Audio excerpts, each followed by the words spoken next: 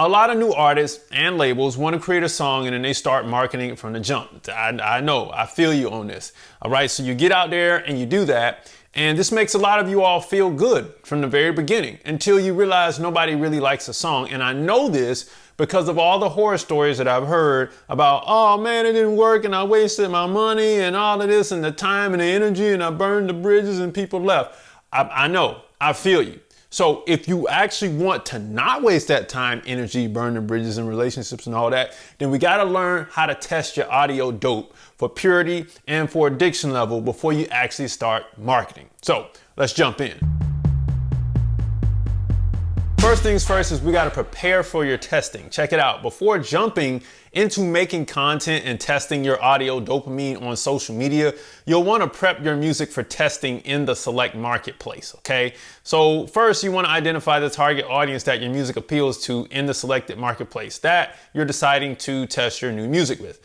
Secondly, you'll want to determine what you're trying to gain from this testing, whether that be criticism or anticipation. Those are two really big things there. And then third, you'll need to develop a testing timeline and course of action to gain the data you need to determine your success. Lastly, you want to pull your resources together and set a small budget to produce that content. So I get that a lot of times you cannot necessarily find your target market. Your target market is built in, but you kind of want to look at a reflection or look at yourself in the mirror. And that's kind of how you're going to find your target market. You want to start with yourself and your interests first.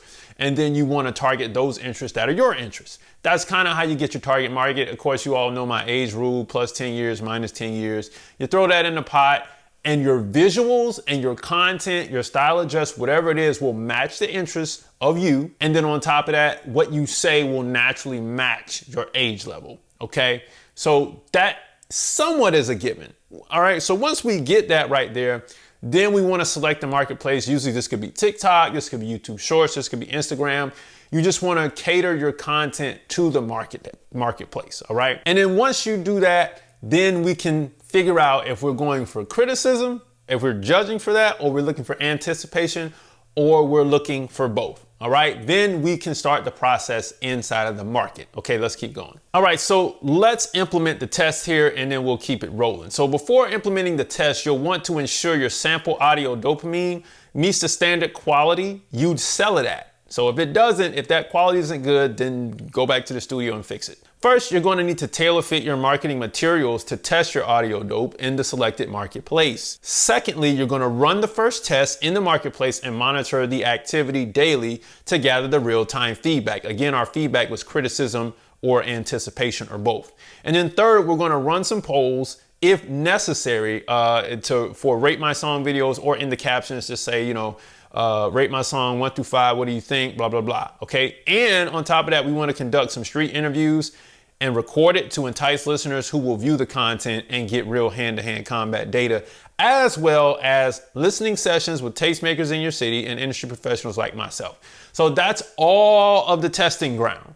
All of those tools are going to be used to test, whether you contacted me and say, hey, take a listen to my song, give me your honest opinion, whether you're doing the street interviews with people on the street. And by the way, with the street interview video, people will see the video and they will think in their head like, oh, well, I like this song, and they'll watch to see everybody's feedback. So it's a way to keep them engaged and hearing the song over and over. And then eventually you may see that in the comment section below. Okay. And then again, we got our general content that we tailor fit for our audience that matches our interests and our age. So we tailor fit it for the platform. And then we're going to run that content. And again, people will see it. If they like it, we're looking, especially now, if you're new and they like it, we're going to have to run these things for a while to get the feedback. We're looking for, again, criticism or anticipation. Sometimes good comments like fire emojis are great as well. All right. So let's continue the test. Now we got to collect the data. Collecting data is key. You want to monitor conversion rates and retention rates, as well as comments and like to view ratios. The goal here is to pay attention to what type of content rose to the top. You're looking to see if people like the music and how they would prefer to consume the music in content form. The point is to identify the trends in your content and music. What did people love most about the songs?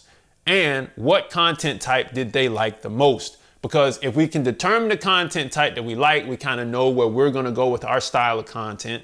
And then we can see the songs that they like the most. Then we know that we need to make more of these and a little bit less of these, or the ones that they didn't really like, we can use those as fillers when we begin to make our products, our albums, our EPs, or whatever it is.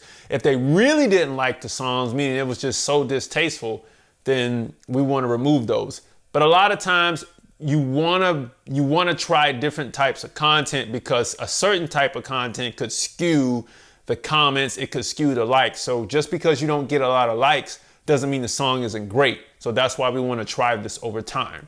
All right, so let's keep going. Well, what happens if people love it? If people love it, you'll want to prepare a quick EP or maxi single for release that contains snippets of forthcoming songs to satisfy the hunger. This will hold fans over until you can finish the project, or if you need time to develop a full marketing campaign for the selected markets with your finalized album, you can do that. Okay, so for some of you all who don't know what a maxi single is, this could be your lead single or the single you want to go with first, and then you have snippets of the others underneath it, and then you can run it from there, right? So it's a little bit of something so we can hear something. You get what I'm saying? Kind of like how Kendrick teased with the joint in front of Not Like in the Not Like Us video. It's the same process. You get what I'm saying? So what happens if they don't like it? What happens if it doesn't work? If it doesn't work and people don't like the records, you don't have to waste time and money on more promo. You can then go back to the studio with the data and make your records better. If people don't like it, you'll notice through a lack of engagement. If you're new, like I said, the engagement is going to take a little time, but the lack of engagement is what's going to cause you to say, okay, this is not going to work. One way to shore up your content instead of waiting on the content is to get the opinions of your industry professionals, right? Hey, can you take a listen to this music and give me your honest opinion, right? From an industry position, give me your honest opinion, because that can actually help out the content, because it may take a while for you to make some content that looks really, really good. But if you can get some tastemaker help by people actually listening to the music and saying what's good, what's not, and your key point is, would you play this if I didn't ask you to? Right? Would you add this to your Spotify playlist? And if they say no, you got some more work to do. You got some more work to do, man. So anyway, let's keep going. What type of content should we make? You don't want to make every type of content. Your goal is to see if people are resonating with your songs. Here's what you can do. Acoustic and acapella content allows people to hear your voice in its raw element. In-studio content shows the process while allowing fans to hear the recorded versions. Micro music videos or visualizer video content shows what the implied feeling should be through a visual performance. And a recorded live performance shows what the live experience could be. The recorded live performance I don't really suggest when you're testing, but visualizers for sure really, really help. Micro music videos help, and the raw videos really help when you're testing, okay? I mean, those three right there, you can play with them, you can switch them around, but they really, really help when you're testing, right? And you want to test around 3 records, right? Maybe a mid, a up tempo, and a ballad or something like that, or a slow record. Whatever it is you got, you want to kind of test some things across the board to see what people like and what they don't like from you. Of course, everybody's going to love the up tempo records for sure, but you also want to make sure that they love the records that are not up tempo.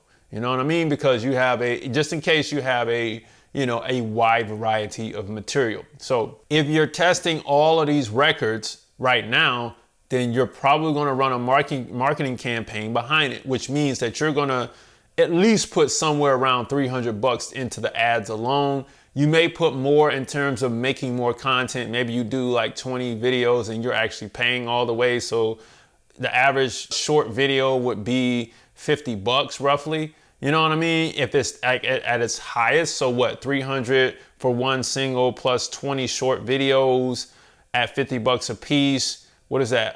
1,000? So that's not bad. You know what I mean? You put all of that into the pot and you start marketing that. You're putting money into this thing. And I know you understand that this is going to take a little bit of structure. So you're probably going to need the record label and the publishing company to go with that, to support the money that you're pouring into the business. I wouldn't want to do it without it. So if you want to get that done in a 60-day time window, so it's done very, very fast with a foolproof step-by-step process, jump into my 60-day record label course beneath this video and get it today. You'll gain the ability to actually get funding for those companies. And then on top of that, you'll prevent yourself from getting screwed contractually in this game. And then in addition to that, you'll keep the middleman out of your pockets when you're collecting your international and your domestic record and publishing royalties.